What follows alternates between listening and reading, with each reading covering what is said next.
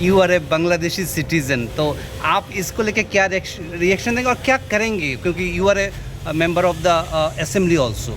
हम कानून में क्या लिखा है हम देखेंगे, कानून से हम लड़ाई करेंगे। हम भी देखा है बांग्लादेश में, बांग्लादेश का आइडेंटिटी है, मेरा बर्थ सर्टिफिकेट भी सोशल मीडिया में बहुत वायरल हो रहा है।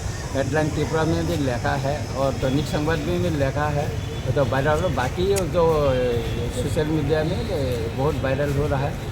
सो ओनली मेरा के लिए नहीं, मैंने देखा हमारा चीफ मिनिस्टर और हमारा MP साहब विप्लव जी का ID कार्ड और उनका बर्थ सर्टिफिकेट भी वायरल हो रहा है।